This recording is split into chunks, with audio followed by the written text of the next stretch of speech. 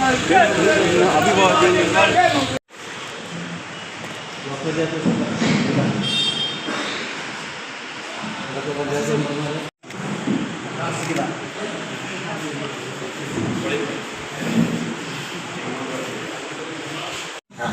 ഭയങ്കര പ്രതിഷേധങ്ങളും ഒക്കെ സജീവമാണ്. പോലീസിന്റെ ആക്രമണം, അബിൻ വർക്കിക്ക് പരിക്കേറ്റു.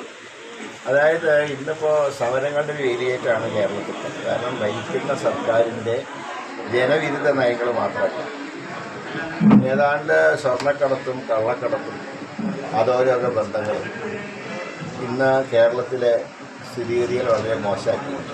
ഭരിക്കുന്ന സർക്കാർ എല്ലാത്തിനും കൂട്ടുനിൽക്കുകയാണ്. അതായത് ഈ സർക്കാരിൻ്റെ ക്രമസമാധാന പരിപാലനത്തിന് നിയോഗിക്കപ്പെട്ട അഡീഷണൽ ഒരു അധോലോക നായകനാണെന്ന് പറയുന്നത് ഞങ്ങളല്ല, ഭരണകക്ഷിയുടെ എം.എൽ.എ. അറിയുക മാത്രമല്ല, അദ്ദേഹം റിട്ടേണായിട്ട് മുഖ്യമന്ത്രിക്ക് കംപ്ലൈൻറ്റ് കൊടുത്തു, പാർട്ടി സെക്രട്ടറിക്ക് കംപ്ലൈൻറ്റ് കൊടുത്തു. ഇങ്ങനെ സാഹചര്യത്തിൽ ഇതിനെക്കുറിച്ചൊരു ജുഡീഷ്യൽ അന്വേഷണം അല്ലാതെ മറ്റു പോകാൻ വഴിയൊന്നുമില്ല. ഇപ്പോഴത്തെ അന്വേഷണം ഒരു പ്രഹസനം. ഇപ്പോൾ DGP-നെയാണ് അന്വേഷണ ചുമതല ഏൽപ്പിച്ചതെങ്കിൽ അദ്ദേഹത്തിനെ സഹായിക്കാനുള്ള ടീമിലെ 4 ഉദ്യോഗസ്ഥന്മാർ ഈ ADGP-യുടെ കീഴുദ്യോഗസ്ഥന്മാരാണ്. അപ്പോൾ അന്വേഷിച്ച് റിപ്പോർട്ട് കൊടുക്കൽ ഈ കീഴുദ്യോഗസ്ഥന്മാരാണ്.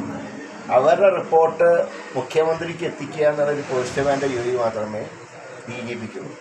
അതുകൊണ്ട് ഈ അന്വേഷണം പ്രഹസനമാണ്.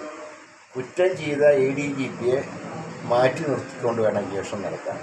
അതോടൊപ്പം തന്നെ മുഖ്യമന്ത്രിയുടെ പൊളിറ്റിക്കൽ സെക്രട്ടറി P. ശശിയെയും ഈ പൊളിറ്റിക്കൽ സെക്രട്ടറി സ്ഥാനത്ത് മാറ്റി നിർത്തി.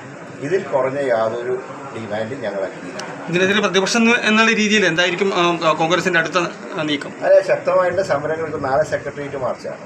അത് കഴിഞ്ഞാൽ നിരന്തരമായിട്ടുള്ള സമരങ്ങളായിരിക്കും. ഒന്നുകിൽ അന്വേഷണം പ്രഖ്യാപിക്കുക, അല്ലെങ്കിൽ മുഖ്യമന്ത്രി രാജിവെക്കുക. ഈ രണ്ടിലൊന്നല്ലാതെ ഒരു കാര്യത്തിൽ ഞങ്ങൾക്ക് കോംപ്രമൈസ് ചെയ്യാൻ സാധിക്കും. UDF കൺവീനറെ രാഷ്ട്രീയ പിന്തുണ പ്രഖ്യാപിച്ചിട്ടില്ല അൻവറിനെ. അതുകൊണ്ട് അല്ല, അൻവറിൻ്റെ രാഷ്ട്രീയ പിന്തുണയല്ല, അൻവർ പറഞ്ഞ കാര്യങ്ങൾ വിവരമുള്ളത്, അതിനെക്കുറിച്ച് അന്വേഷിക്കണമാണ്.